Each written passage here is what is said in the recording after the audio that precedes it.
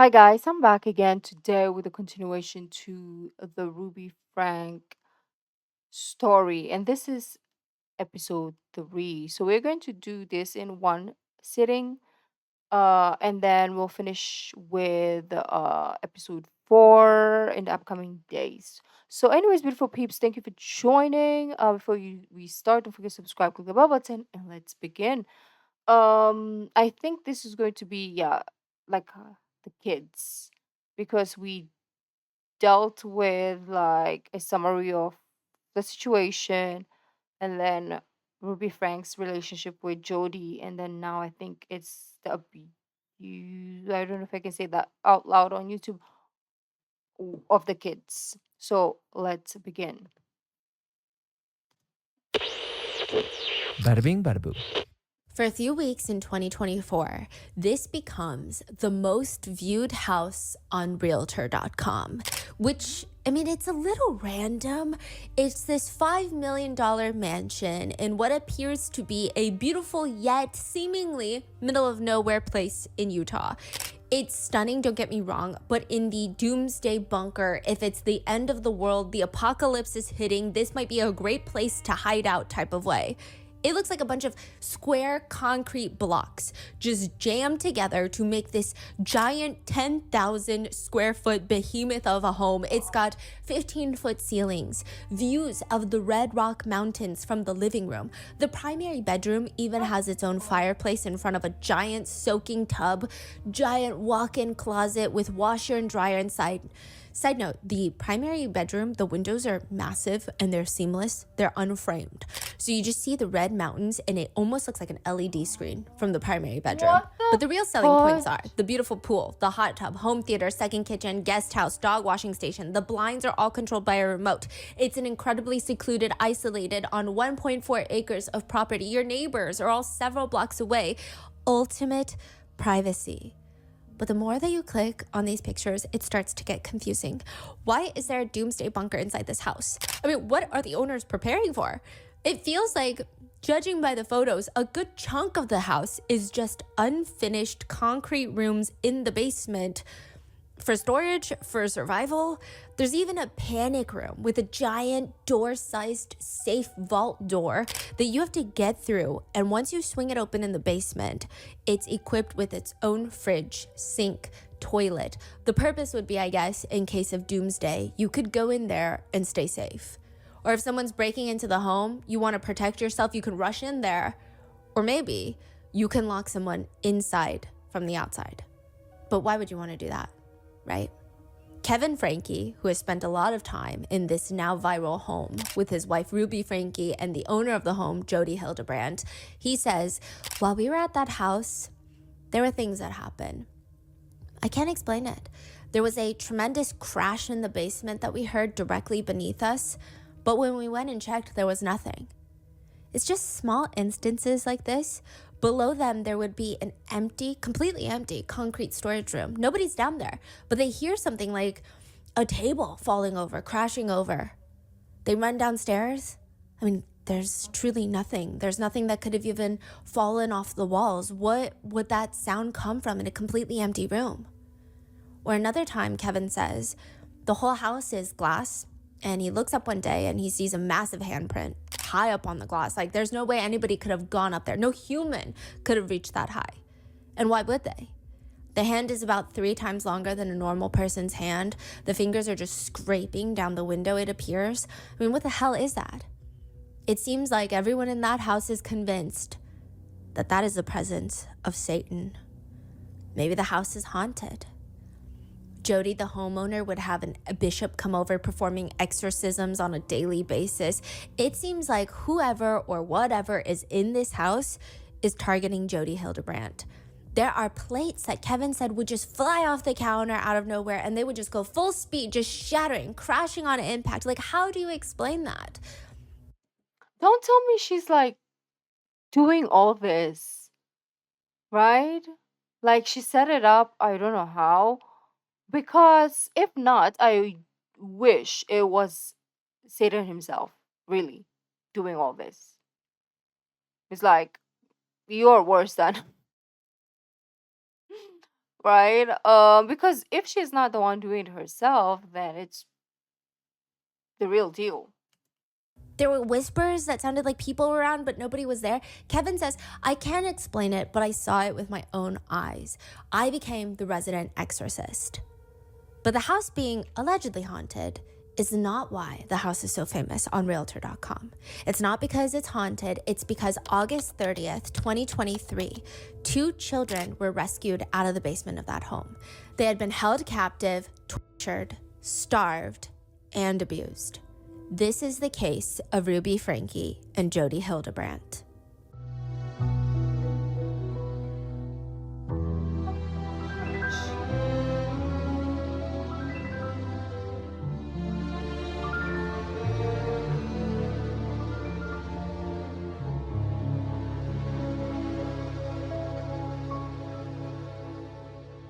We would like to thank today's sponsors who have made it possible for Rotten Mango to support the Biz Parents Foundation. They're a nonprofit organization devoted to protecting professional child performers and their rights.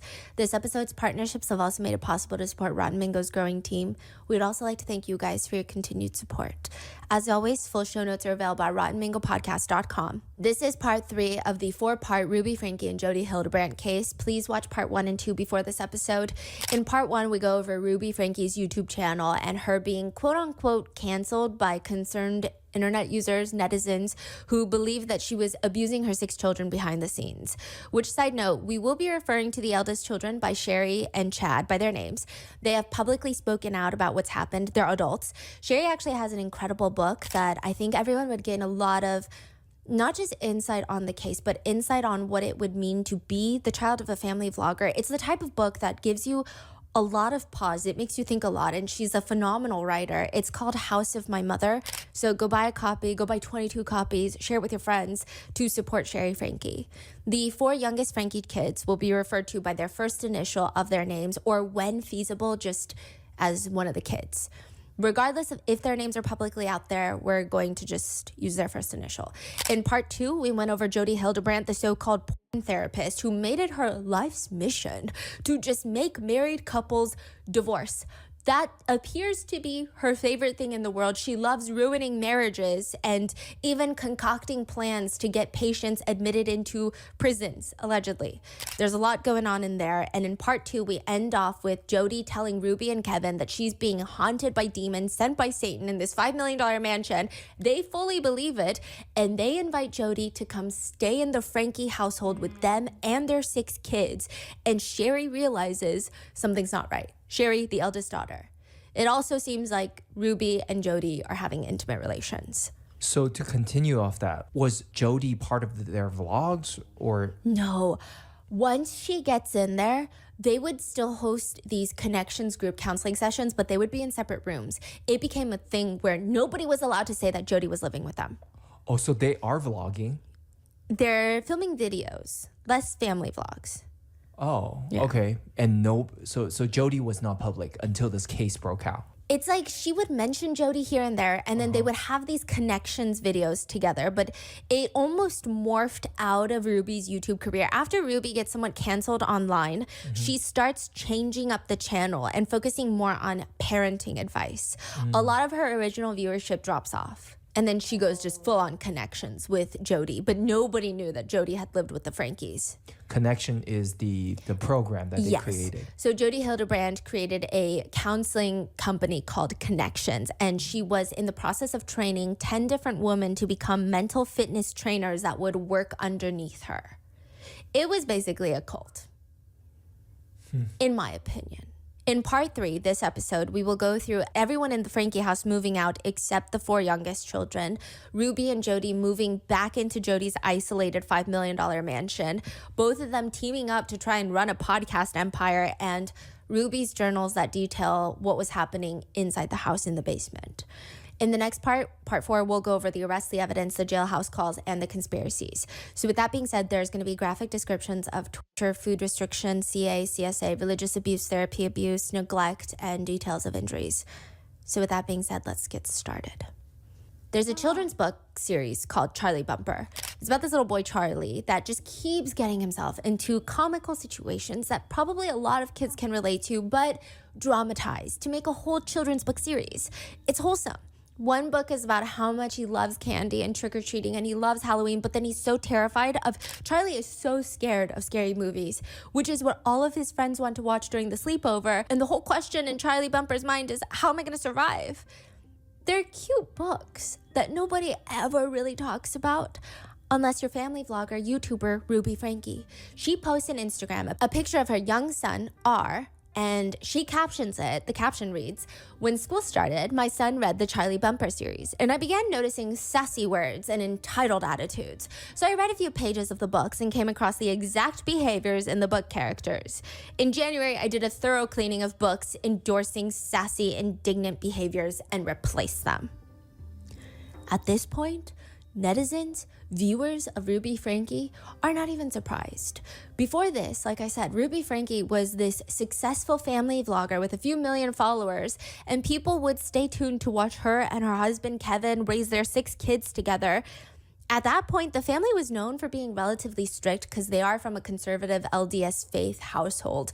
But now she's just fully gone off the deep end. What do you mean you're trying to cancel Charlie Bumper? Like, this is crazy business you're talking about. What's happening? She would even give an interview with The Wrap where she tells them because of the people on the internet, CPS had to come and investigate her household because her son didn't have a bed. Her son was sleeping on a beanbag for 9 months. And she says, quote, "You get more of a negative reaction when you talk about holding children responsible than if you would if you talked about religion or politics. It's so triggering. People don't want to hear it. Why is that?" I remember that morning very well when the CPS workers came to Ruby's home. She said, those officers, there were these 2 ladies. She said the CPS workers observed her for a few hours, interviewed all of the Franke kids. When they were done, not only did they not file charges, but Ruby claims to The Wrap, "They were so impressed with my parenting skills, before leaving they asked for child rearing tips. They both said they were going to go home and make some changes on how they were parenting." I doubt it. That's crazy. She says it's the audience's fault. In a video, she aggressively states, "Now, I am very aware of people online who hate me, who would like to cancel me, who would like to see me either burn in hell, as I have told, or disappear off the face of the earth. Don't worry. And I'm not going anywhere." After doubling down, Ruby Franke just gives away her YouTube channel. So after she just digs her feet into the sand, she's like, you know what? I'm going to give away my entire channel that I have made my entire life focus around, not even the kids. Like, she has been neglecting the kids for family vlogging 5 days a week.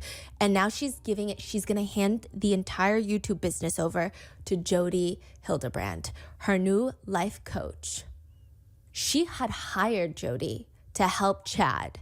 And Jodi's the one that was like, you got to send him to the wilderness camp. You got to take away his bed. You got to take away his bedroom, make his life miserable. And now she's giving her YouTube channel to Jodi Hildebrand, to the point where Kevin and Ruby's YouTube manager, they start freaking out. Like, this is a red flag. This is getting weird. But Ruby would snap at them. This is not about money. This is about God's soul. We're no longer going to be spending our time on useless things like family vlogging. We are ready for God's calling. We're here to spread the message. She would tell her viewers while sitting on a couch right next to Jodi, "You wonder where I've been on my vlogs? It's to save my kids. No amount of money. And I'm telling you, I was making millions." Jodi puts her hand on Ruby's thigh, rubbing it as comfort. "And I left it because my kids were being hurt. With entitlement, they were being hurt. With people's advice, They didn't even have a phone. What do you mean entitlement? You didn't even give them a phone, a door, a bed. What were they entitled about? You didn't even cook meals for them. Entitled to what? Breathe? What do you mean? This lady is both of them. and they didn't have a mother up the front saying, I don't care what the world's opinion is. This is the truth, and this is where I stand." This is the beginning of Ruby Franke going headfirst into Connections, the life coaching business with Jodi Hildebrand. Instead of vlogs, Ruby starts focusing solely on Connections tip videos. In one clip, Ruby straight up tells her new audience, Jody and I are teachers. We are teaching you principles of truth. So if you are here to learn how to resolve your own conflicts in your life using principles, you're in the right place. If you're here to offer feedback that's not based in principle, but that is based in your own history being politically correct, according to you as you interpret, if this is opinion, this is not the place for you. This is a place where you come to learn principles and then practice inserting principles into your conflicts, into your life, and into your situation. From there, Ruby's former YouTube followers are just watching her spiral. First, Ruby starts off by saying, There's no such thing as having a disorder that robs you of your agency, ever. She says anxiety is a choice. Depression is a choice. Then the video cuts to Jody, and it's like a recorded Zoom Every meeting time I for watch Connections. them, my And head Jody, hurts. for some godforsaken reason, is wearing a pair of oversized sunglasses, like she's come into class hungover, but she's loud, and she's wearing a bright pink shirt that does not work in her color theory, in my opinion. And the computer camera angle is just like way too high. I feel like I'm watching CCTV footage. So I don't know where she gets the confidence from, but she says, I'm trying to be really clear with you that your child is not ADHD. They are a soul that needs to learn how to manage their physiology. which is like, Who is she talking to? whoever. I think she's like trying to give a teaching. They're just yapping. Jody then reads a question asked by a viewer during the video meeting. Does that include children with intellectual disabilities or who have physical brain damage? So I want to bring up the story that all of us know about Helen Keller. The reason we know about Helen Keller is because there was a woman by the name of Annie Sullivan who did not tolerate Helen Keller's distortions. Now, Helen Keller was disabled, and back then she was very disabled. And the reason we don't know about other people who were disabled back then is because probably they were all enabled to say they're disabled. And then she rambles on about how she does not care how disabled someone looks, which I don't even... Watching clips of Ruby, Kevin, and Jody talk about Connections has fried off about half of my brain cells, and I think I would like to... Thank God I'm not the only one, because my head hurts literally when I hear her speak. I feel like, I don't know, maybe it's God's way of saying that, yeah, this is all stupidity. And that's why he makes us physically feel the pain when her voice like just hits our ear. Oh, I can't do these videos. They're too painful. Kevin and Jody Physically. talk about Connections has fried off about half of my brain cells, and I think I would like to wage a lawsuit. In one clip, Ruby is sitting there all mic'd up. Truth. They love the word truth with a capital T. Truth. Well, it's a term. It's a phrase that everybody assumes they know what it means, and it is used. I mean, I've heard from parenting magazines to blogs. You've seen it on all kinds of media. And what exactly is it? Ruby, it's a word that has a relatively simple definition if used correctly. In another clip, Ruby is answering a question from a viewer. The question is, well, that they have a transgender nephew. And this is a demented question. But the question is, should we continue to spend time with my sister and her family because she now has a transgender son? Should we see them less or even completely cut them out of our lives? I'm sorry, unless your nephew also has a propensity for killing people with an axe on the weekends, what the hell kind of question is that? You're seriously asking if you should cut off your entire family because your nephew is trans? Like, it startles me when evil people are scared of everyone and everything. And I'm like, you're the scary one. You're the scariest person in the room. I don't know why you're scared of innocent people. But Ruby responds, it's like, have you taken a bucket of sugar? I took a 5-gallon bucket of sugar and I had some leftover, like a cup of leftover salt. I thought it was sugar, but it was salt. And I poured it into the bucket of sugar.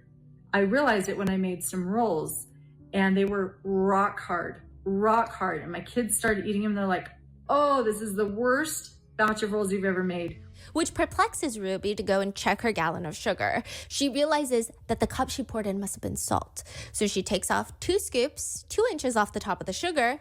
thinking, oh, well, I just poured it in, so I must have gotten all the salt out. But she continues that she continued to use the sugar and it was still salty. And she thought, what the heck? So then she got all the way down to the very bottom of the 5-gallon bucket down there and it was salty. So she's like, how did that That is the dumbest thing I've ever heard in my entire life. If you have a bucket of sugar and you put a cup of salt, if you mix it well, it's not gonna be salty. Maybe you'll have a hint of salt flakes here and there, but if you're baking, it's not going to destroy anything. Because sometimes in baking, you use salted butter or they ask you to even put a teaspoon of salt, so it's already done. And it's not gonna be salty at the bottom if you didn't mix it. Like, is she?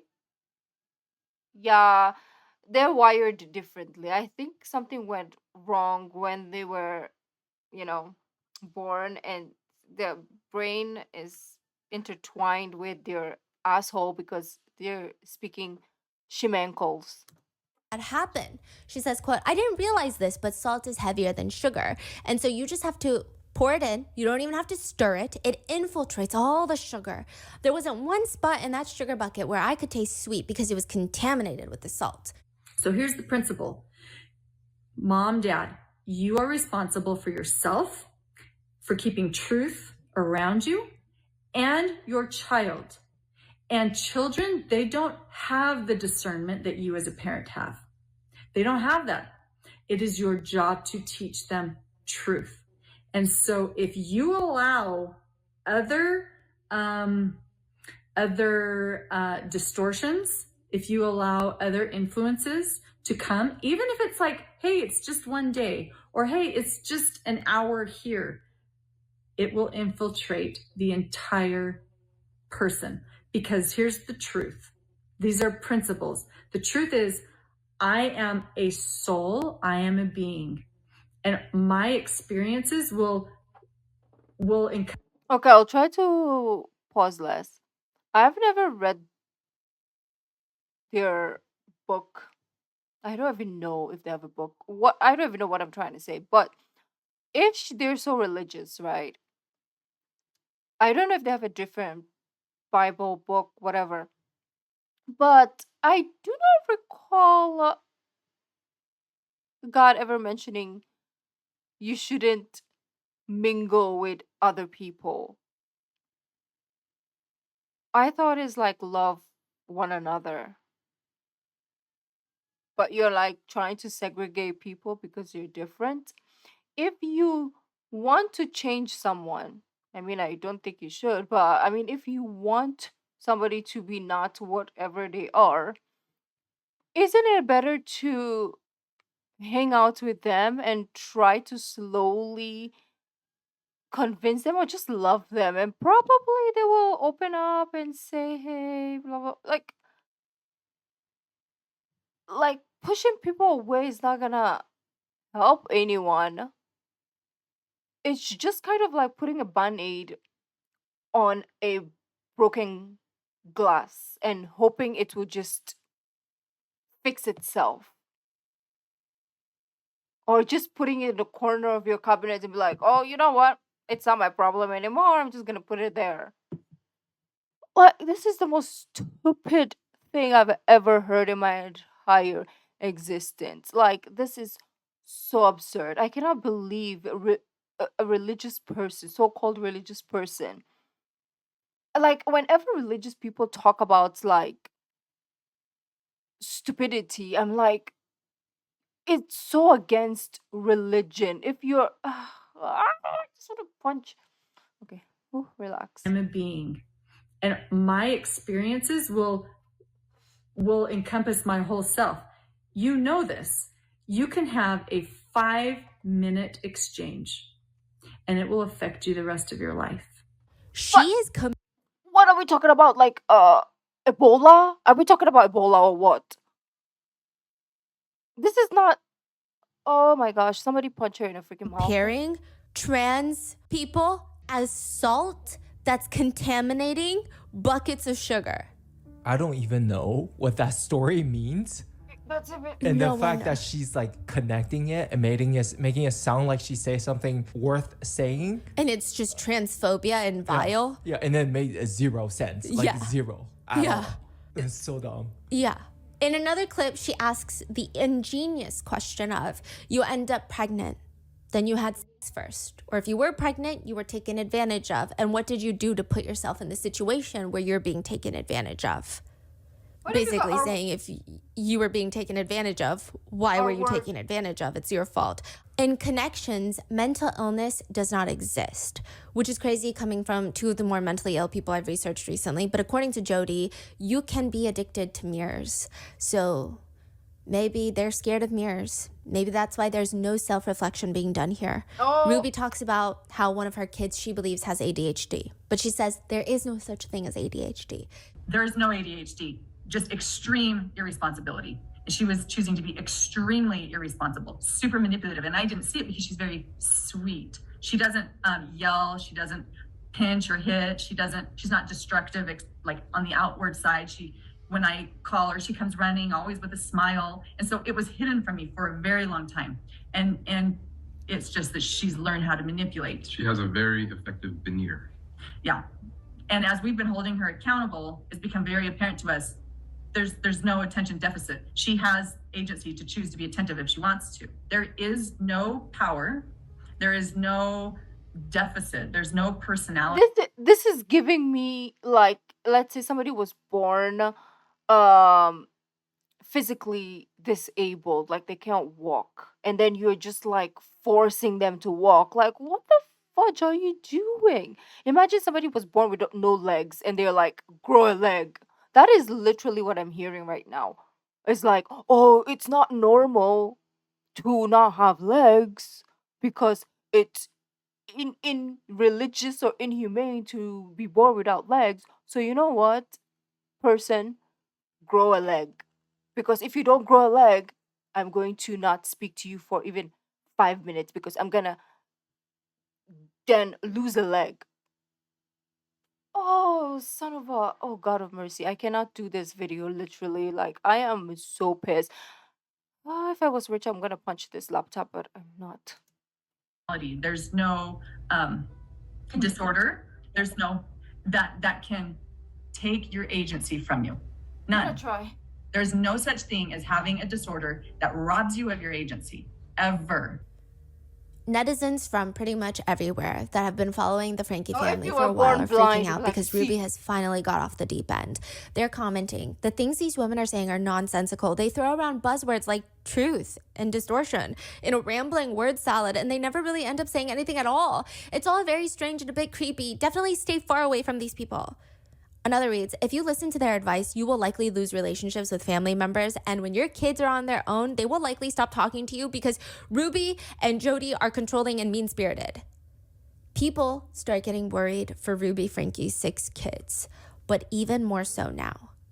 Neighbors, they see Ruby outside in her front yard. Most likely they've seen the alarming connections videos, or 10 of them, and they're waving, hi, hey. Ruby, did Kevin and Chad leave? Where did they go? We never see them. We never see their cars anymore. The neighbor says Ruby just turns to them and bluntly states, every marriage should have a separation. Could be a year, could be 5 years. The neighbor said it was very weird. Everything begins to spiral after Jody moves in to help with her haunted possessions. Quickly after, Sherry moves out. The eldest daughter moves out, also the author of the book that you should get. She moves to college, BYU. Chad is kicked out for viewing explicit materials. He's 17 when he's kicked out. He's kicked out with no support. He has to fend for himself. He has to get a job. He has to walk a mile to school.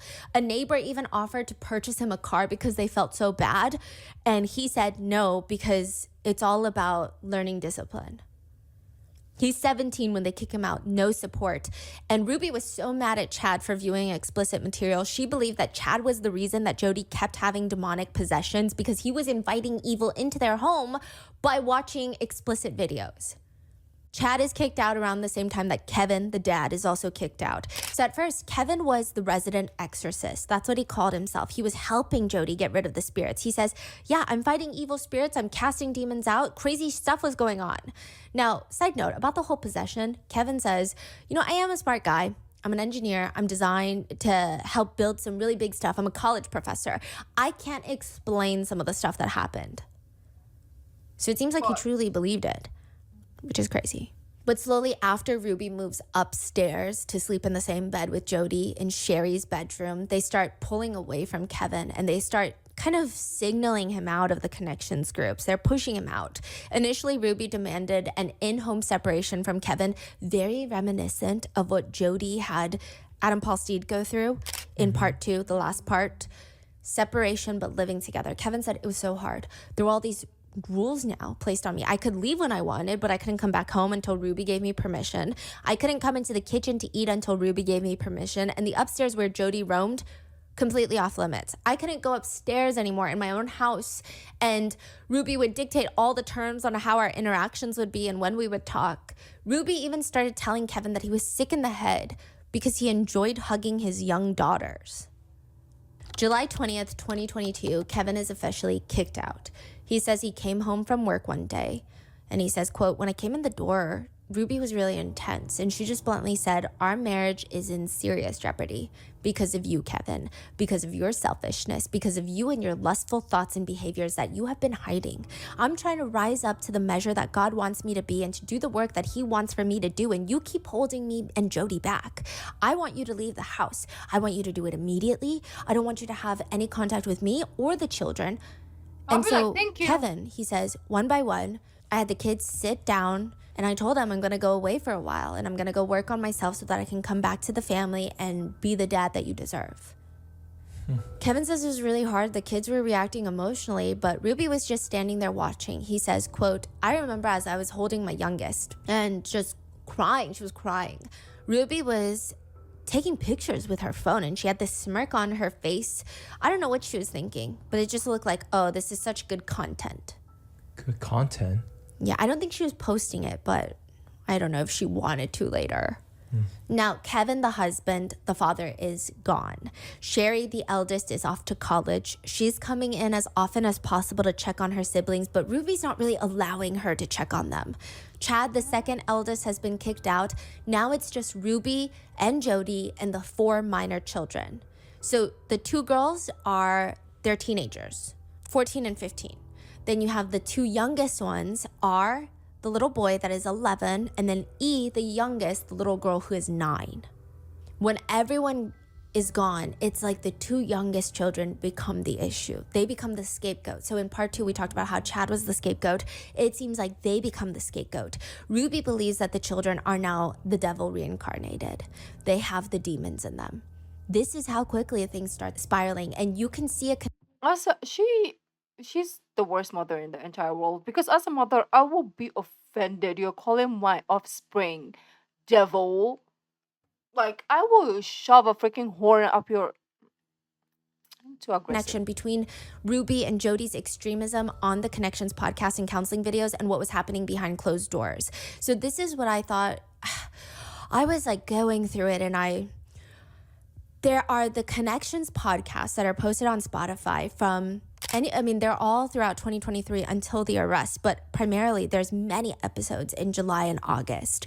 Ruby had day-to-day journals where she detailed how she would torture her 2 kids in July up to the August 30th, the arrest. So I was trying to see, like, are they talking about the same things that they're doing behind the scenes? Because when I'm listening to the Connections podcast, I can see how it's getting a lot more extreme than her initial heavy, extreme parenting views. It's just upping the ante in every single episode. But I'm trying to see for next time, if anything like this ever were to happen again, God forbid, is there any way we could have seen in the podcast anything more that was happening? Did you? I guess we'll see. Now, Sherry from the get-go is the only adult, barely adult, in this situation that's alarmed by Jody and what Ruby is doing with her. She's in college now. Like I said, she's no longer living at home, and her dad is telling her that not only is he moving out of the family home, he's got to go work on himself, and he's not going to talk to any of the kids for like the next year. Sherry says, I got a call from Kevin. He says, your mother has invited me to leave the house. And I'm going to ask that you don't talk to me or Chad. At this point, I was like, this is absolutely crazy. And I think I responded and said, I'm confused and like, I wish you the best, but like, I was worried about the kids now that are at home. Kevin says he can't risk it. He can't risk even talking to his kids. He says, quote, going into the no contact separation, I was terrified that I was going to lose my marriage, that Ruby was going to ask for a divorce. I was 100% compliant by that point. I was going to support her over all my children, period. And somehow I had to convince Jody that I was ready to go back to Ruby. Kevin's just out here waiting for Ruby to call him, take him back. Meanwhile, he's still doing group therapy with Jody. Side note, Chad is also out living alone at 17 years old, but still paying $900 from his own funds to get therapy from Jody. Kevin would later say he was paying her more than he was paying in rent, like 3 times as much. What? Working as a lifeguard. I had a phone call yesterday with my therapist, and she taught me about truth and distortion. Mom probably talks about Jody all the time. But I've mentioned Jody a few times. She has a podcast called Connections with an X. anyway, What did you learn? well, I learned about the 3 different types of pain. So me deciding that my stomach ache was Chad's fault was not seeing things in truth. Right. But I really, really want to blame him. Because I just want to be able to eat my desserts again and Oreo cookies without stomach aches. And so Then send me off to another wilderness camp again. Kevin would later say that Chad probably felt the same way he felt, which is he wants to do the best that he can to make Ruby and Jody proud. That's all he cares about. Which Chad is so understandable. He's a victim in this. But Kevin, does he really need to cut off his entire family? Sherry remembers feeling hurt that each time she tried to reach out to him, he just ignored her. She remembers after a month, I texted Kevin from college just saying, I love you, I miss you. I saw that he hearted the message, and then a minute later, he unhearted it. I was just like, what are you doing? Like, pull your head out of your ass and like, come back. And I think I got blocked after that, so I stopped sending text messages. This was made even more uncomfortable by the fact that Kevin works at BYU and Sherry is a student at BYU. They actually ran into each other once. Sherry says, our eyes locked for a split second. He looked like hell warmed over. Then he shot me a strained fake smile, darted his gaze away, walking faster like he couldn't get away from me quick enough. Not a single word, just this pathetic little grimace. She says, I wanted to run after him, grab him by the shoulders and yell in his face, are you blind? Where are your kids? Don't you care? But I just stood there frozen. Even neighbors and online internet users, netizens, were seeing the concerned shift of Ruby online and in person, and they knew that Kevin was no longer in the house. There was like a whole forum online discussing, wait, I think Kevin moved out. The internet was never really told or informed or kept in the loop, but it just seemed like a whole thing. There were rumors circulating. One neighbor says, I think if anything, we hoped that Kevin would come home and either remedy the situation or get those kids away from what we felt was a dangerous situation. One neighbor texts Kevin, hey man, you have 4 cops outside your house, FYI. Hope things are okay. What's going on? Because a lot of the times neighbors and Sherry would continuously call CPS, but they would do nothing. Wow. Another would text Kevin, you can't abandon your kids. The neighbors would get blocked. By Kevin? Yes. Episode 237 of the Connections podcast with Ruby Franke. Date July 12th, 2023, 49 days before rescue. Title, Preserve the Relationship. Hello everyone, I'm your host Ruby Franke. Welcome to another episode of the Connections podcast where we help you create joy in your life and relationships. How many of you are listening have adult children? Or maybe you're a parent who knows your child is doing something that is incongruent with the values that your child has been taught. But when they come home, when you come together, no one acknowledges that they actually know what's going on. So there's this elephant in the room and nobody wants to talk about that elephant in the room. Why? Because, and here's the distortion, because I want to preserve the relationship. I've heard that so many times. So today's woman's question. She said, my kids are posting lies on Facebook and then they come over and act all loving like we don't know what's going on. I would ask this mother, are you not acting as if nothing's going on? What have you done to bring up this with your child? Have you sat your child down at the dinner table? I mean, I can see it. What is child posting again, you said? Lies on Facebook. Okay. Whatever that means. Here's what I would do. Confrontation is necessary, and you can do it in a loving way. You don't have to do it in a finger-pointing way, but you can have your family over, get some baked potatoes going, grab everyone, a cup of grape juice in their cups, and you pull up your phone and you say, I see you posted this on Facebook. Will you help me understand why you posted this? Everyone wants connection. Everyone wants to know they have a friend. Everyone wants to have family. Everyone wants to have a safe space where they can go. Everyone wants someone who is understanding of their choice. Everyone wants someone who is understanding of their hurt. Everybody. This is universal. I don't care where you live. I don't care how much money you make. I don't care how distorted you are or how truthful you are. Everybody wants this. It is a universal need. We are humans. We are vulnerable. This is a need. But you have to stand up and say, this isn't a relationship, and I'm not going to pretend like it's being preserved. Do you like what you're hearing so far? Make sure you never miss an episode by subscribing to our show. I'm your host, Franke, and thanks for listening.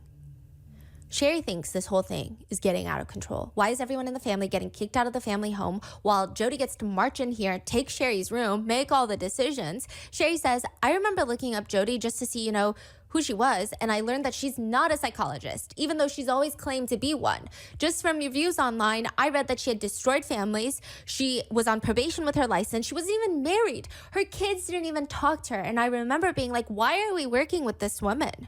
Side note, Ruby forced Sherry to do sessions with Jody before Sherry moved out. The sessions were insane. Sherry would talk to Jody about how she struggles with low self-esteem and self-hatred. But Jody would tell her, no, you struggle with thinking you're better than everyone. And Sherry's like, actually, that's the opposite of how I feel. And then Jody's like, nope. She forces Sherry to write down any minute time that she feels superior to anyone. Things like, quote, felt proud of my extensive vocabulary during a presentation. Does this not remind you of Jesse Hildebrand from part 2? Write down every sin. Yeah. That's not thinking she's better than anyone. Being proud of your extensive vocabulary is not thinking you're superior. That's just called being proud of yourself. It's a healthy emotion. Jody tells her, quote, very good, Sherry. So let's say you assume that you're going to ace a test because, of course, you think you're so very clever. Change the language in your mind. Flip it. Think to yourself, oh my gosh, I'm going to fail this test because I'm a very stupid little girl. Be humble, Sherry. You are far less clever than you think you are. Whoa. Sherry confronts Ruby. Mom, Jody's therapist license was revoked for what she's done. Ruby just stares at her. You're trying to sabotage everyone's success. You don't like Jody, and anyone who doesn't like Jody is hiding something. It means that you're threatened by the truth that she speaks. Her license was suspended. Her own kids don't talk to her. Her kids can't handle the truth. She has been called by God to help people. Now, because Sherry keeps trying to reach out to Chad and Kevin, who refuse to talk to her, she keeps trying to talk some sense into Ruby.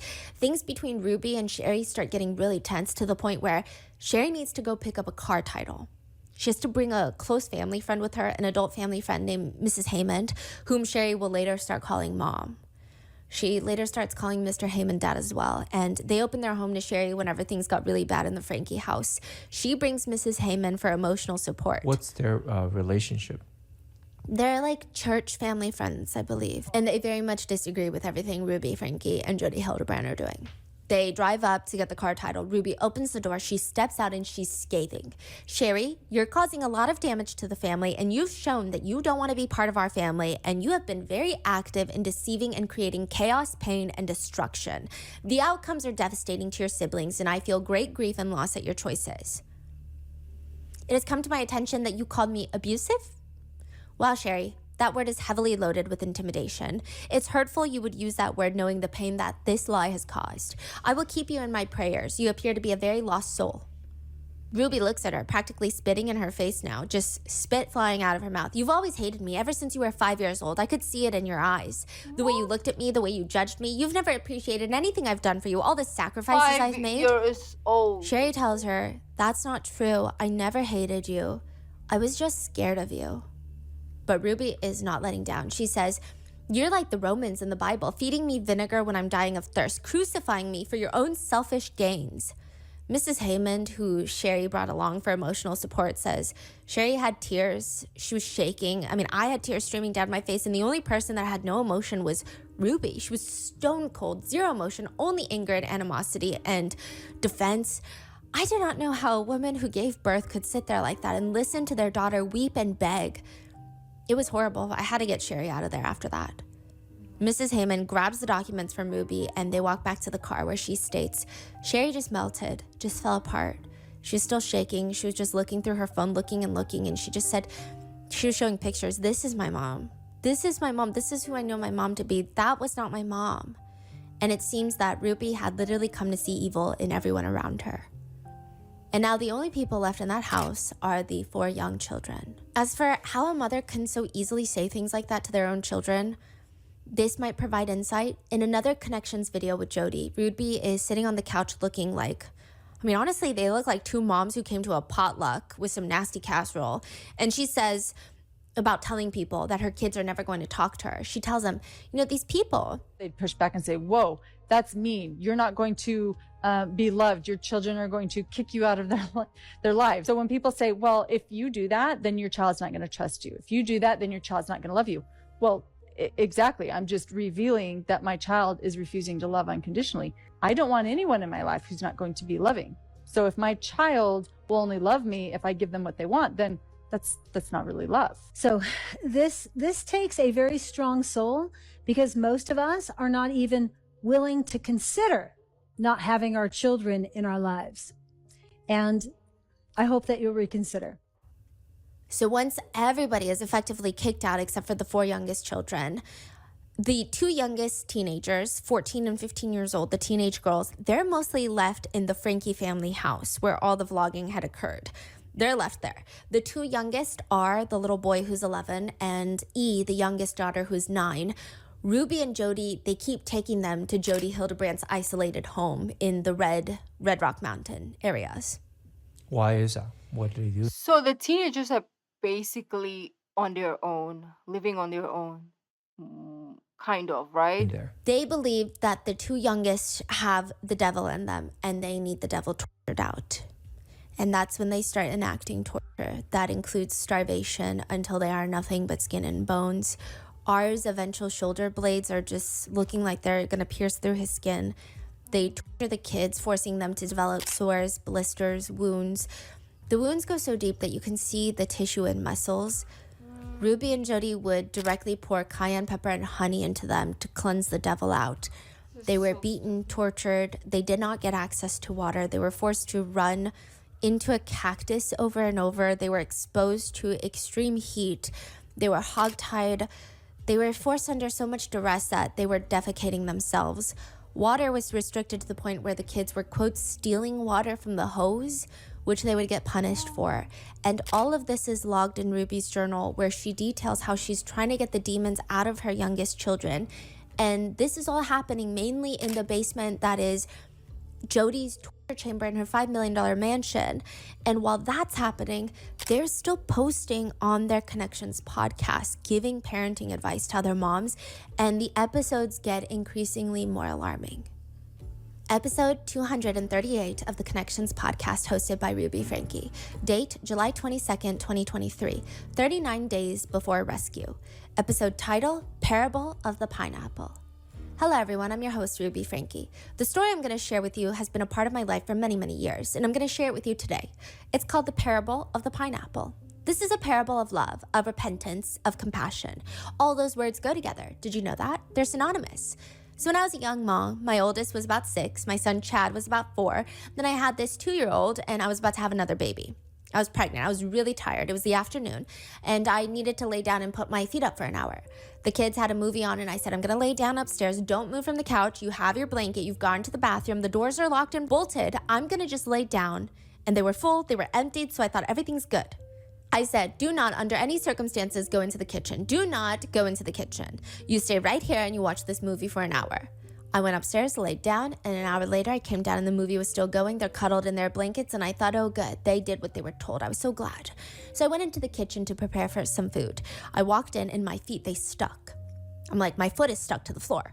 As I lifted my little foot off the floor, I could hear the stickiness. I could hear it with my ears. I thought, oh my God, what is on this floor? I knelt down, I smelt it. This is pineapple juice. What in the world? How did pineapple juice get on the floor? So I called my kids over. They said, no, we don't know why the floor is sticky. There's something going on, you know? And I said, well, one of you or both of you know something and you're not telling me. Then my son showed me the fridge where there was a Tupperware of pineapple with some juice in it. He said he went into the kitchen to eat pineapple, spilt it got everywhere, but he hurried and cleaned it. He showed me how he got the paper towels and cleaned it, and I looked at him and I said, that's dishonest. So I proceeded to tell him the truth. And here's why he's being dishonest. Because his confession came as I was pulling it out of him. Honesty doesn't require anyone on the other side pulling the facts out of you. Honesty is, I'm going to present myself without any force behind me. It's going to be my drive by internal motivation to be connected with God. You cannot manipulate someone into being honest. You cannot manipulate someone into being truthful. So I, 9 months pregnant, cleaned the kitchen with my son for hours that day. I said, look, you have your mother who is about to give birth on her hands and knees cleaning up the mess when she should have been resting in bed. And instead, I'm on all fours cleaning up now, something that you did and lied about. My motive was to invite my child to have empathy, to have love, and to have a desire to repent. It took him 10 seconds to pop a lid off the pineapple bucket. That took 10 seconds. Took us 4 hours to clean up off the floor. There will be people who will say that's mean, that's over the top. My goodness, that's a bit harsh. Maybe, just maybe, if I make this a visceral experience, he will remember this and he will take it with him when he's older. Maybe when he's older and he's with a young woman and he wants to take something from her. Is she talking about SA? He will remember, oh, I remember how sticky and how much work it was to clean up after taking something I shouldn't have. I don't want to do that. The parable of the pineapple is when someone has done something selfish, I'm going to intervene as the mother and reflect the truth. I'm your host, Ruby Franke, and thanks for listening. Ruby's journal entry reads, R turns 12 tomorrow. I never envisioned him being 12, still peeing and pooping himself. Satanic choices lead one to becoming destitute, even in the most affluent homes. It's R's birthday, and he doesn't even know what month it is. E and R have been in so much deviant behavior, they cannot control their bodily functions. They are both furious that It is your fault, literally, as a parent, if your child, I don't know what age they are, but they're probably really young and, oh, 12. Okay, it is your fault as a parent. Because you should, like, how do you call that? Like, potty train them. And now that they're older and they didn't get potty trained, how is it their fault? Like, you're the most stupid. Even dogs, pets get potty trained. Like, hey, go pee there. You have to train. I don't know. I do not understand this human. their selfish, sinful lifestyle is being intervened upon. I told R he emulates a snake. He slithers and sneaks around looking for opportunities when no one is watching, and then he scurries. If he wants to emulate the Savior, he needs to be 100% obedient with exactness. No wandering, no hiding. She talks about how she tells her kids that they need to fast and pray to God, which is basically her just starving them. She writes, E still likes to think she can manipulate me. I gave her a pixie haircut. All her long hair is gone. No more distracting with hair. R told me that he would rather have a glass of water than me as a mother. R is defiant again. He pooped his pants and is telling me no. His poop is too watery to be fasting. R admits to stealing water 3 times yesterday. R lies and feels no remorse. R's feet are swollen from standing. He is angry that nobody cares. I told him he is acting like a man having a heart attack and gets his feelings hurt because nobody cares about the sliver in his finger. When your soul is dying, nobody cares about your feet. She writes that her youngest 9-year-old daughter is delusional and has made no progress and continues to lie and manipulate. She says, quote, last night, her screaming and trance, head banging. So, in desperation, the little girl would bang her head on the floor. She writes, they were evidence of no change. They also would put E in the closet, which is reminiscent of what Jodi Hildebrandt did to her niece, Jessie Hildebrandt. Maybe if you feed them and don't tie them up and abuse them, they probably will act like human beings that you think they're not. Right? They will stop acting satanic. If you treat people like people, they will act like people. But you're not treating them like one. And yes, I would also bang my head. I would rather exit than freaking be with that so called mother. Or worst comes to worst, I would probably like get a pencil and then just like end her. Like I don't know. I probably will take myself out. Yeah. I can't do this anymore. Like this bish. Oh. Closet, which is reminiscent of what Jodi Hildebrandt did to her niece, Jessie Hildebrandt. And E would scream much of the day. She was not allowed to have water. She was not allowed to have food, just like her older brother.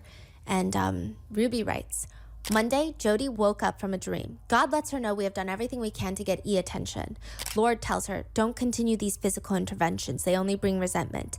E is angry about her feet. We dress her wounds and leave her to me. She also writes that her kids are fighting back and I say that with they have good spirits. I don't know how else to describe it. So R would tell the mother, They're I so would much rather better have a than me, glass the of kids. water than you as a mother. And E would say, my mom starves me and calls it fasting. My mom won't lift a finger and bring me food because all she does is lie on the bed and eat brownies.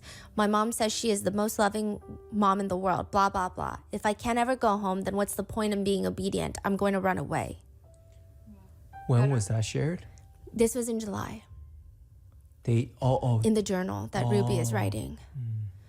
Ruby continues to write that the devil is in both of her kids and they need harsher punishments. She writes, I doused her with the dog wash. So she would bring E into the dog wash station and douse her with water and then shave her hair. And she would write that E would lay on the floor because she is so distraught, and R would defecate himself. Ruby writes, oppositional force is required for growth, development, maturity. E and R have never experienced oppositional force. They are very weak-minded. Episode 242 of the Connections podcast, hosted by Ruby Franke. Date, August 19th, 2023, 11 days before rescue. Episode title, Keeping Kids Safe in a Predatory Society. Hello, everyone. I'm your host, Ruby Franke. When I was in the 3rd grade, I had a yellow lab. Her name was Sunny. This is her dog. Sunny was a really rambunctious dog. She was a puppy at the time. In May for school, we were told that we could bring our animals for show and tell outside, and I was so excited because I knew I had this new puppy, this dog. And that day, there were animals all over the place. We had birds, there were gerbils, there was a hamster. I think someone brought a turtle. There was a fishbowl. And I brought my dog, and someone brought their rabbit, and yeah, well, can you see where this is going? I was disconnected because I wasn't thinking about how my dog being let loose was going to affect the other animals in the play yard. I'm also thinking that the teachers were probably disconnected and in distortion because either they didn't give me the instruction or I wasn't even paying enough attention. Well, what do you think happened? This was like heyday. It was like, my dog was like, thank you, Ruby. This is the best day of my life. Animals naturally know who their predators are. When the rabbit saw my dog bounding for it, it did not roll over dead. The rabbit had some sense. It didn't want to run into the jaws of its predator. The animals that don't protect themselves get killed off. They go extinct. But the human, as far as I know, is the only creature who actually goes and flirts with their predators. We flirt with those things and entities and beliefs that will kill our soul. We don't even know we're being ravaged. We don't even know we're being hurt. We're like, yeah, I'm being hurt, but I don't care. I'm going to do it anyway. What I'm saying is that when you show up in your child's life in a dishonest way, it doesn't matter where, it doesn't matter how or when, but you are giving your child instruction on how to move toward a predator and jump into the predator's arms and not tell you about it. Children need love, and you can't do it when you are moving towards your predator. Explicit materials, gambling, sex trafficking, lying, the selfishness, the idea that I am what I feel, the idea that I get to do what I want because I want to, those are lies that kill our soul. I'll never forget that show and tell. Except I did forget the ending. I'm your host, Ruby Franke. Thanks for listening. Ruby's journal entry reads, these wicked spirits in E and R have been pals long before this life. How E and R got to come and get a body can only be explained in advocating for their mother. This is not a conceited statement. God knew I would take my responsibility to mother seriously. Jodi teamed to help. These two souls are very weak. Ruby writes that it was a big day for evil, that E was manipulating her. She says that E won't scream and cry when Jodi's around, but she will in front of Ruby, that she'll scream and cry all night long and hit her head on the tile floor all night long. Now, side note, this is very reminiscent of Jessie Hildebrandt.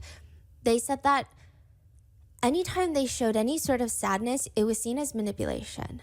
Yeah. So when E is showing that she's so distraught from the trauma and the torture, maybe it is to some degree pulling at some heartstring deep down, but the fact that they call it manipulation is so vile. How can you see that as manipulation? That is a reaction to the crimes that you're committing. She details how she'll get a cactus poker and poke the kids around with the cactus poker, which is basically just like a stick with a cactus on the other end. Like needles, basically you're Yes. stabbing the kid? Yes, with cactuses. She writes that R doesn't even flinch. I poke him in the neck. He is in a trance and doesn't appear to feel anything.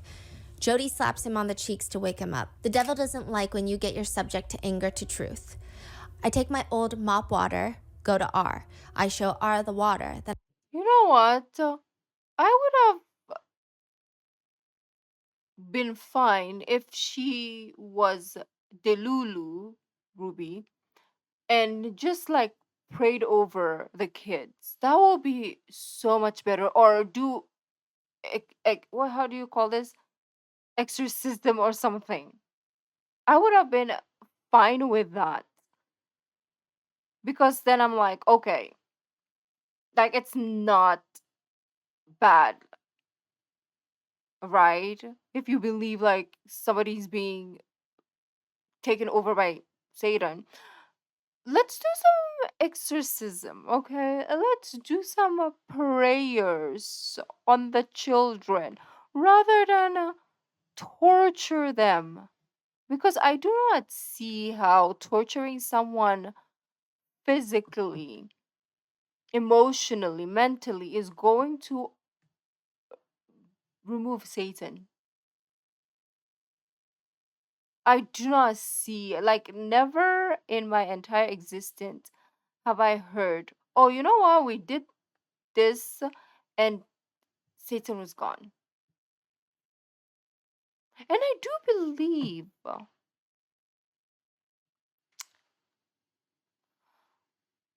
that, like, I don't know. What is, like, we need to study her brain. There's something, brains, both of them actually.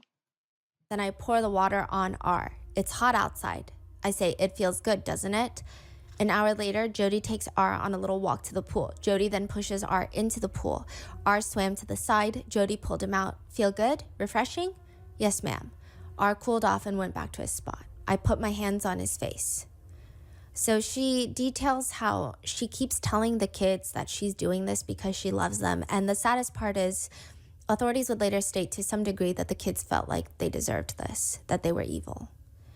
So it's like a mixture of extreme physical and emotional and mental torture nonstop.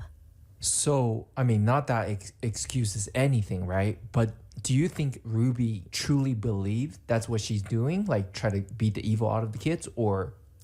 That's debated amongst netizens or online internet users, I guess. But some people believe that she acted like she believed it, but there's no way she deep down believed it.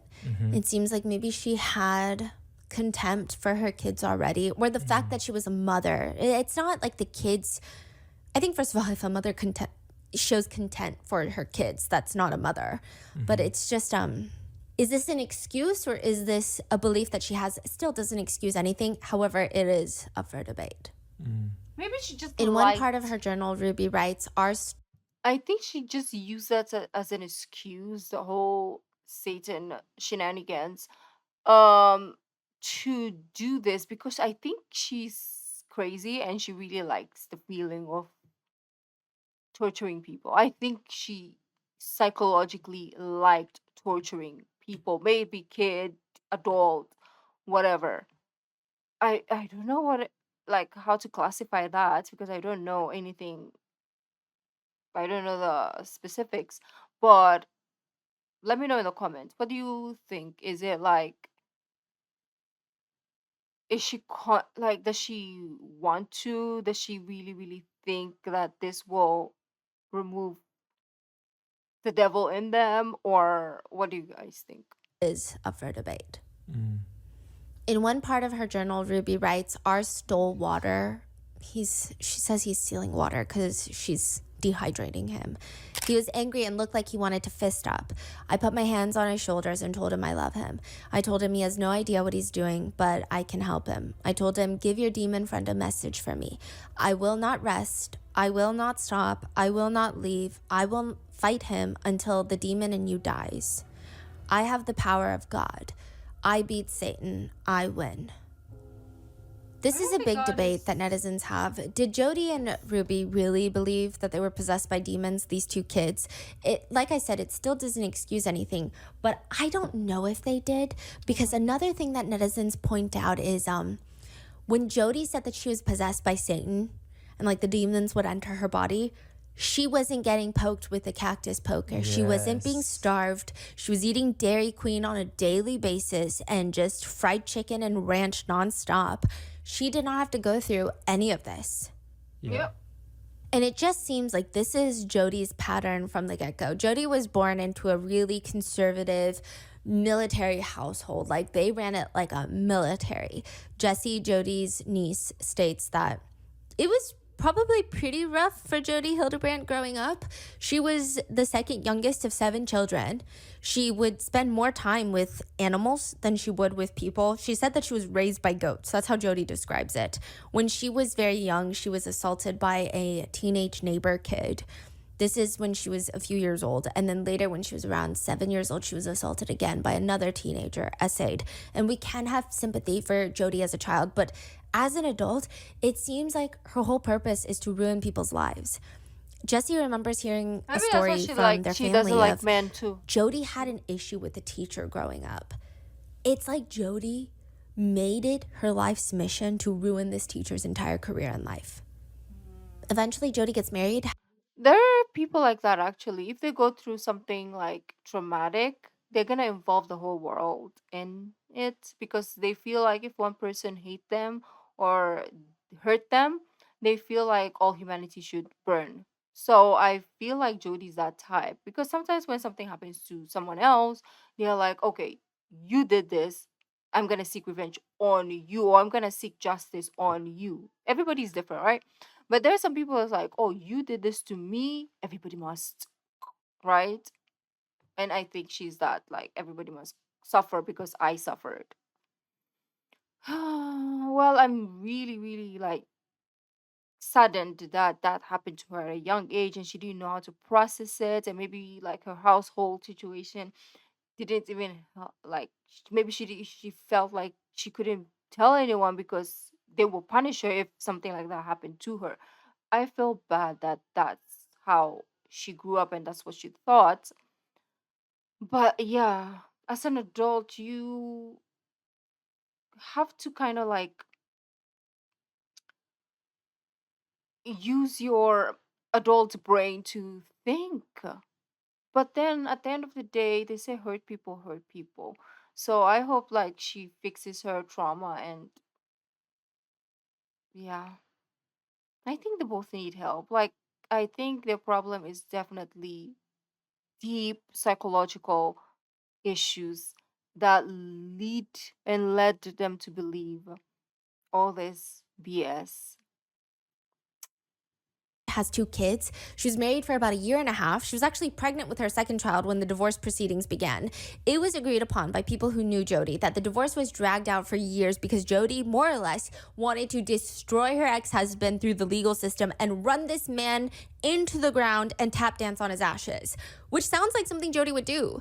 Jessie, who is cousins with Jody's kids, they say it sucks because yes, we want to believe women. We want to believe abuse, of course. And as a victim of abuse myself, I want to be believed, of course. And I don't know him, Jody's ex-husband. I don't know him personally, but Jody's daughter and I, we've kept in contact over the years. She has a beautiful relationship with her father, loves him to death. He loves her. He's so supportive, so kind, really helped her through her own process.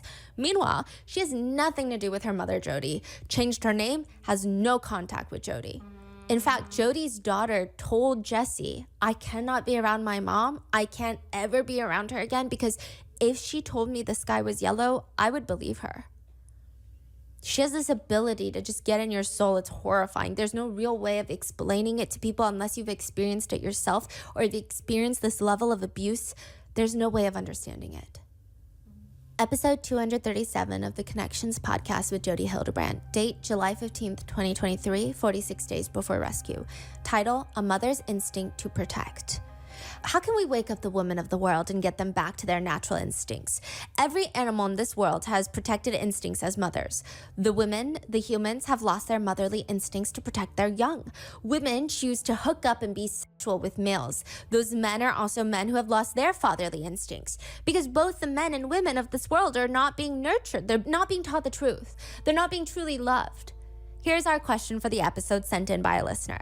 Hello, I'm a single mother of a 2-year-old boy. His dad was physically and emotionally abusive to me the whole pregnancy, and as expected, I'm traumatized for life.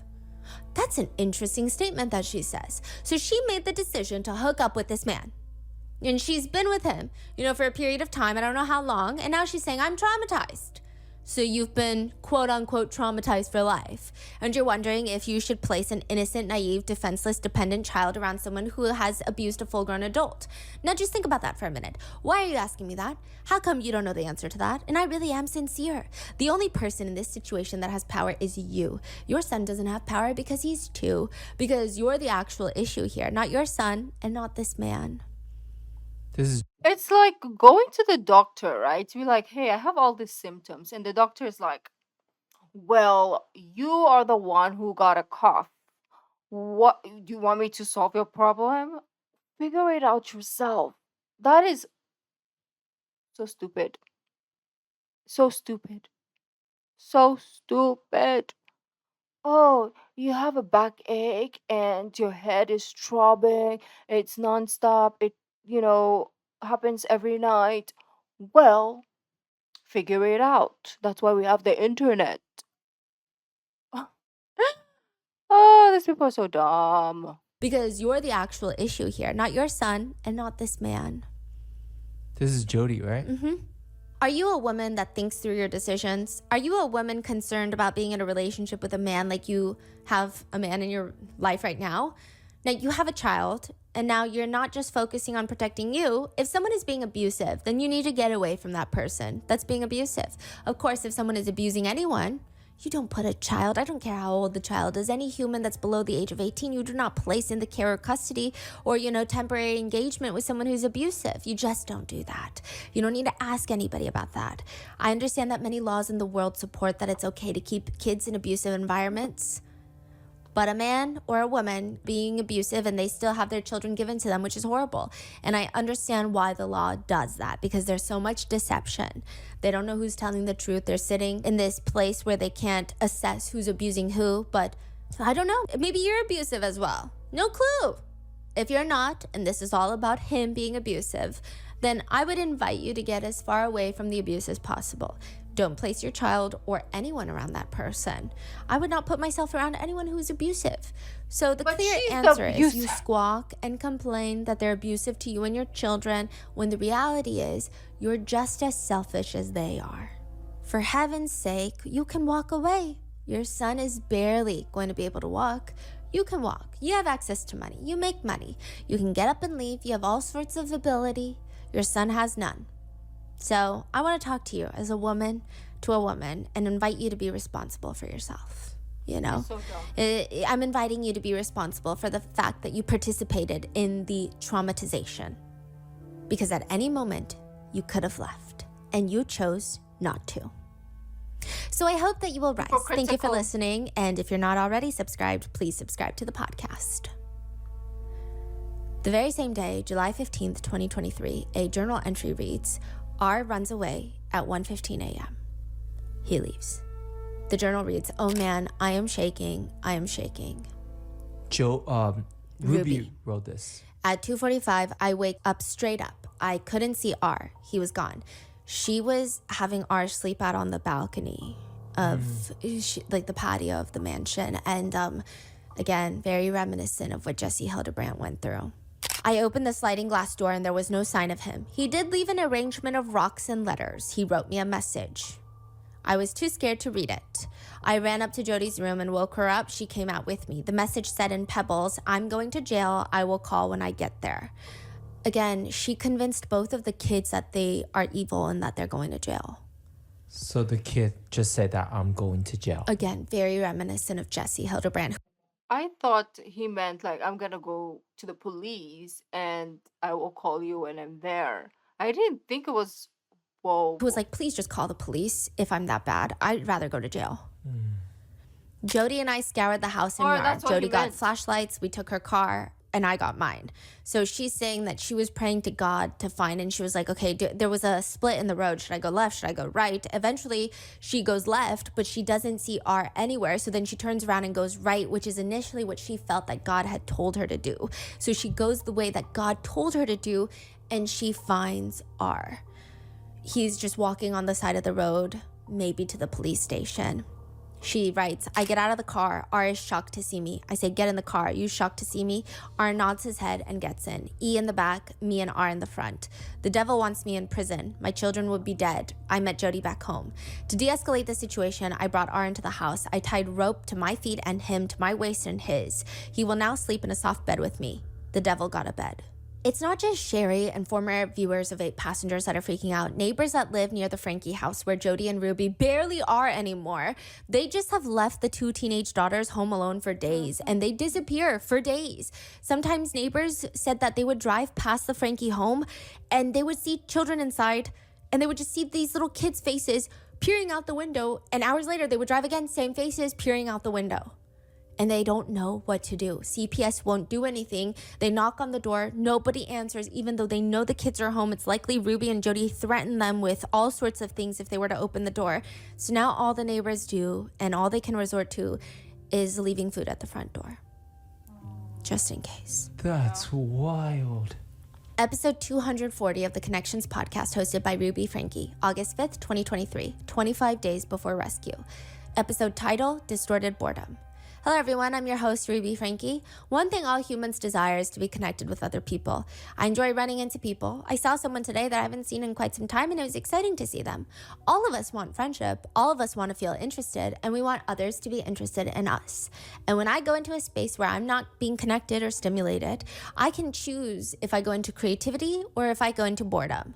I ran into this person, now I came home, and now I'm sitting and I have space and I don't have time to go anywhere. Now I have a choice. I can choose to say, oh, this feels really good. I have a moment to catch my breath.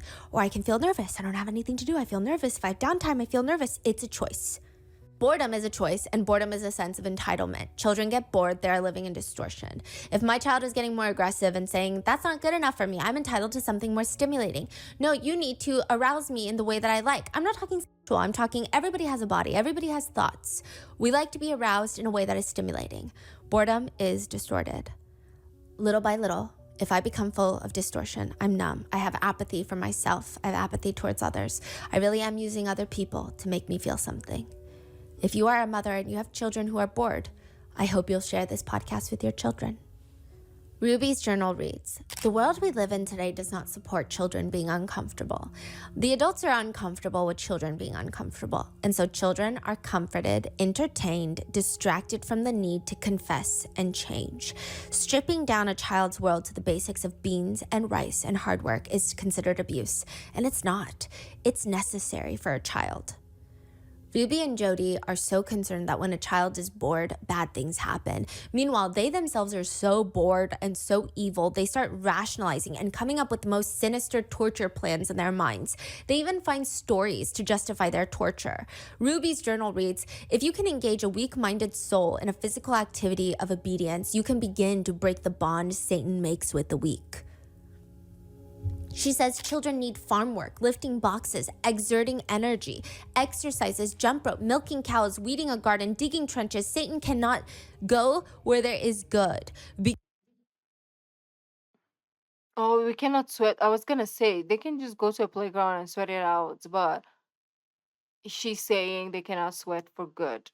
So it has to be like bad things or like crazy things. Begin doing good and sweating for good. They start complaining in the journals that the problem for the 2 kids is that all the hard labor that they force the 2 11 and 9-year-old to do does not have meaning. They're just doing it for pure torture. and they feel like that's not good enough. They would force E to carry these heavy boxes of books up and down the stairs, and she's malnourished, she's dehydrated. She would slip and fall, and Ruby would detail how she believes that this is pure manipulation, that she's doing this on purpose because she's evil, because Satan is here. She would shave their heads, she would throw them in the dog wash, she would force them back into work. She also talks about how R was sitting in the shade and she asked, "What do you want?" He said, "I just want different foods and a soft bed." She said, "Why don't you ask Satan? Do you think Satan will give you those things?" No. Why not? Because he doesn't have the power. Now, why would you serve a God who has no power to your desires? Dumb. He is silent. A few days later, Ruby writes that she asks her own son if he likes sleeping on the hard ground outside on the balcony because she, quote, "I get to sleep in a soft bed."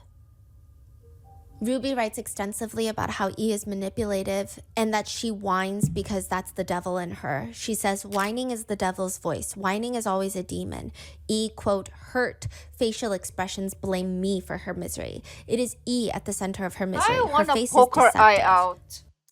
If I ever see that Ruby son of a bee, I want this ball pen straight into her eye, and maybe two pens, just take them out. She doesn't deserve them. Probably cut her tongue. Like, we need, you know what, at this point, if she's just gonna stay in jail for like set amount of years, that is not torture enough. I want her to, like, I want every day somebody will pluck her nails.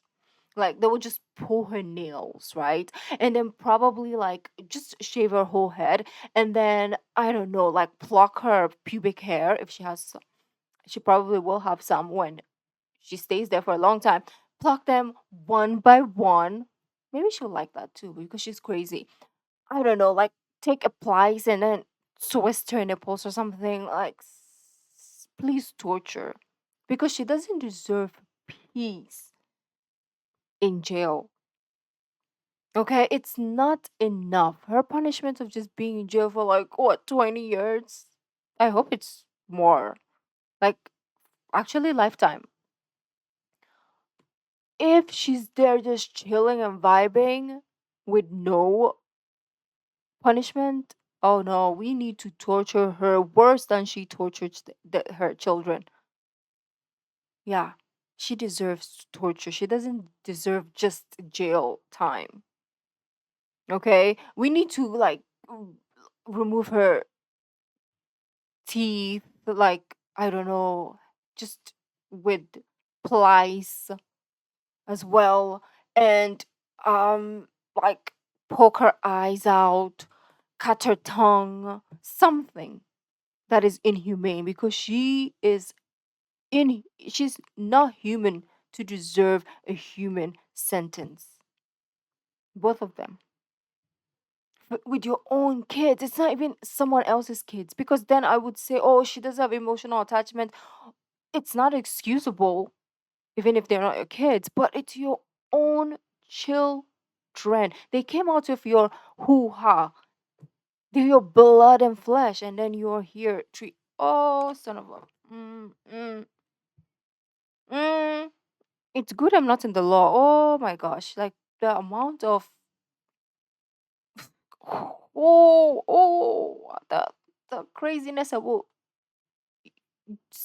like the laws that I will set for people who unalive people who do all these crazy crimes of essay and and torture and abuse. Oh, best believe the laws that I will set, if they will even pass. I don't even think they will sign that.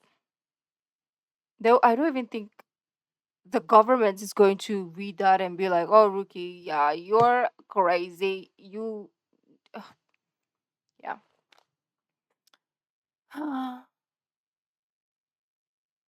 Because she needs to be fed to the lions. Not, I don't want the lions to devour her. I want them to kind of like bite pieces of her flesh each and every day. Like, I want to keep her as like alive for the longest time as possible, and then just kill her softly, not softly, harshly, but with prolonged, like let's say she lives for like 30 years, but then torture her slowly to her, you know, that is what she deserves because she's not human. She is the devil. And she thinks that somebody else is the devil. Oh, maybe she is the devil. They are the devil, right? And they're doing all this to the children of God because they are the devil themselves. Oh, okay. Me for her misery. It is E at the center of her misery. Her face is deceptive. They also write how, quote, Jody and I took her to Hellhole Road. Remember that from Yeah. part 2? Yes, there is such a road on the way to Las Vegas. This is in the journal. E was to run on the dirt road. She ran for a bit and then started manipulating. She claims that E threw herself into a tree and into a cactus, but later in a plea agreement, Jody admits that she forced E to run into the cactus. She also writes in her journal, and I just don't see how, even if she believes that there are demons in her kids because she's completely lost her mind, I don't know how you can torture your children, and I don't know how you can write this in your journal and not wake up to what's going on. She writes, R's rage comes out when he can't have what he wants, which is to serve the devil, have no responsibility, and have me, mom, love on him, cuddle him. It seems like R probably just asked for some maternal love. He wants both. Feed me, hug me, be tender with me, shower me in praise and affection, and let me lie to you and abuse you. Today he rages for hours. He screamed, "Fuck you," at least 50 times. I'm not going to lie anymore. I'm never going to change. Take me to jail where I belong.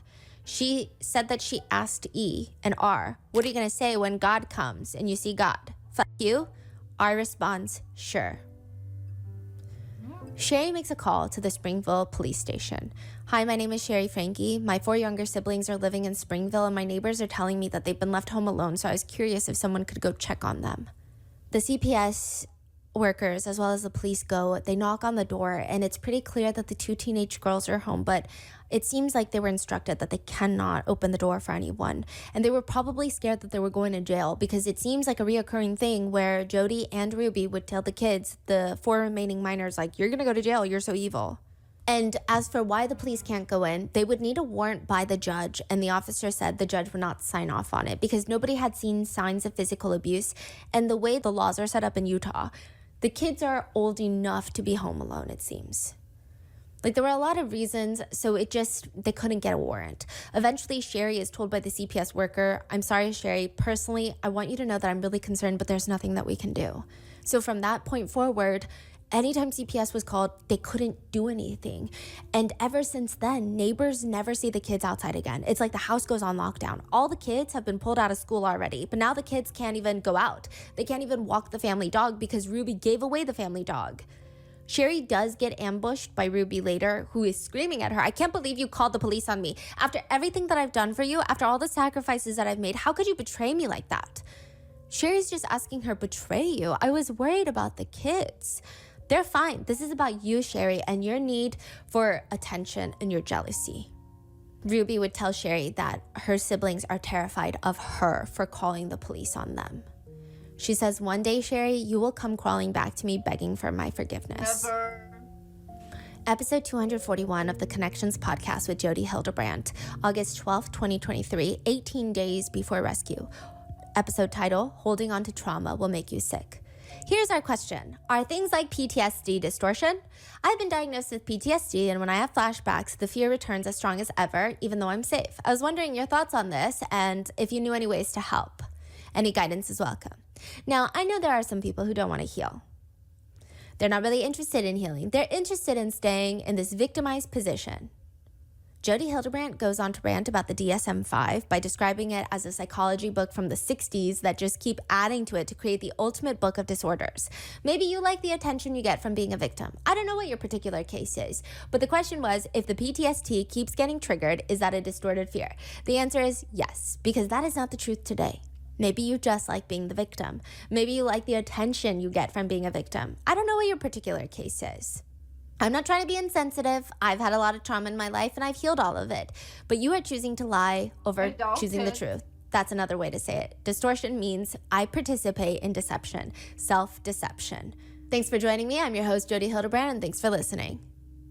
According to Jody, holding on to trauma is staying in a state of self-deception, distortion. A synonym would be delusional, but it appears only Ruby and Jody are delusional. Ruby writes in her journal that when E is outside, forced to stand on like the pavement with nothing on her feet, just scalding blisters on the soles of her feet, she's getting burned by the sun, she would say, you know, hell is much hotter and God is going to burn the wicked. So either you start getting used to it or start changing. E would look Ruby in the face and tell her, I don't really believe that's going to happen. She writes, we need to wake the child up to the state of reality, show them where they really are, the pit of hell.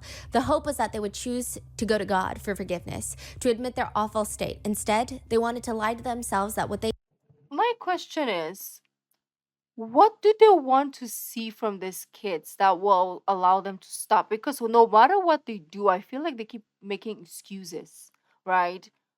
What do they want? Do they want the kids to magically turn into angels, like grow wings and, look like an angel? Like, what do they want? Like, what is the end result physically, verbally, emotionally? Do they want? That's my answer. I wish somebody asked that question and I wish they answered it because it doesn't seem like there's an end goal to this. It seems like their end goal is to remove the evil from them. But what does that look like to these two stupid psychotic people? What does that look like? Because you cannot say like, okay, Rookie, I want you to, you know, make this phone look good. And then do it in my own way because you didn't give me anything that you wanted. And then you're like, oh no, that is bad. I don't like purple. Why did you make it purple? And then I ask you, so what do you want? And you're like, I don't know, just do it. And I go do it. I fix everything. And then you're like, no, I don't like the color you chose. Why don't you get it? Like, how am I supposed to know what you want if you're not telling me what I'm doing wrong or what I should be doing? Why am I getting frustrated? Because okay, okay, we can do this. We can go. We can. We're almost done. We're almost done. Oh, I feel like I'm gonna have high blood or something. go to God for forgiveness, to admit their awful state. Instead, they wanted to lie to themselves that what they did wasn't bad, that they were the victims, that me and Jody are the prosecutors, that burning in hell isn't real, and that God doesn't even exist. So she writes, like, the kids are not delusional. They are. Episode 243 of the Connections podcast with Jody Hildebrand. Date, August 26, 2023, 4 days before rescue. Episode title, Speaking the Truth About Death. The truth is, people die. And some people die as they're older. Some people die by accident. Some people die when they just take their very first breath. Death is part of life. It doesn't have to be this horrible, terrible experience. It can be sad and you'll miss them for a second, but it can also be a pleasant experience where you get to celebrate life. It's just a part of this movement called life and everyone goes through it. And so you can help your children see all the different facets of death and be grateful for that. Death is always a hard thing. Some people who are dying, they're afraid, they don't know what to do. And some people are excited about dying. I've watched people go different ways. Some people are terrified. Some people can't wait to get out of their bodies. And it doesn't have to be a terrifying thing. You know, thank you very much. Thanks so much for listening to the Connections podcast today. Share this podcast with your family and friends. And if you have not already subscribed, please subscribe to the podcast. There are a large group of people online that believe that the two kids, had they not have been saved, had that little boy not saved himself and his sisters, that it was only likely or plausible that Jody and Ruby were ramping up that would end up with the kids being dead. It's a really grim theory, but one that is not completely out of the realm of possibility because Ruby and Jody were planning on selling the Utah $5 million mansion that's already quite isolated. They wanted to use that money to buy a giant plot of land out in Arizona where they were going to fix the kids for good, as evidenced by the journal. It's likely had that happened, nobody would have seen the kids again. Ruby writes about finding property in Arizona. She writes, "They don't know that Jody is selling her home," talking about the kids, "this priceless canyon gem so that she can purchase land where these two can work. Jody has been looking for property with cactus, and it feels more eminent these days to get the children to open land. It's a spiritual matter. Their souls are on the line. We decided that the escalation of the kids is not manageable here." Now, there is another segment of the journal where Ruby talks about sedating R. There are arguments over if sedating just means hypnosis, if she means sedating them with like allergy medications such as Benadryl. It's kind of up in the air, but it reads, "I know that in order to keep my son, I will need to put him back under sedation. I unhooked him from all the bells and whistles and asked him to breathe and thrive on his own, and he went into arrest and stress. Back to sedation we go. The demon is still here, and I purposely put R back into a slumber, hibernate. To watch R go into the awful state of compliance, knowing that demon he harbors in his heart is so sick, like stitching up a patient, knowing you didn't get all the cancer out, and knowing it's only a matter of time before your patient kills over." Another journal entry scathingly reads, "We need land. The spirit told Jody very clearly, don't let these kids' choices ruin your life. We have work to do. You can force repentance." They were looking for a 500-acre property in the middle of nowhere in Arizona. Netizens speculate grimly that the kids could have died there. Ruby writes in her journal, quote, "Jody sent me a text. I found the land. The devil does not want us to take R and E out of society. He did not want Jody finding this property. Oh, how good the Lord is to those who risk everything to follow him. The hosts of heaven are on our side. My children will never know the sacrifices and lives put on the line to offer a chance for their salvation." Nope. That is it for part 3 of the Ruby Franke case. Stay tuned for part 4, the final part where we go over the arrests, jailhouse calls, and all the conspiracies surrounding Kevin and a woman named Pam that everybody thinks, at least if they're very into the case, I guess, thinks needs to be arrested as well. That is it. Let me know your thoughts below, and please stay safe. I will see you in the next one.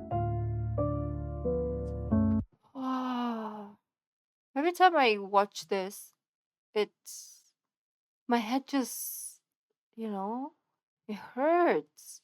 I'm not even joking. It really, really hurts because I feel like it's either because of the stupidity or maybe the way that I contort my face in hearing all this bull shemenkles, or I don't know what it is, but I cannot explain it. Like the moment that I hear Jody or Ruby, or even if Stephanie's explaining it, what they're saying, I'm just like, oh, I feel like I'm also being tortured.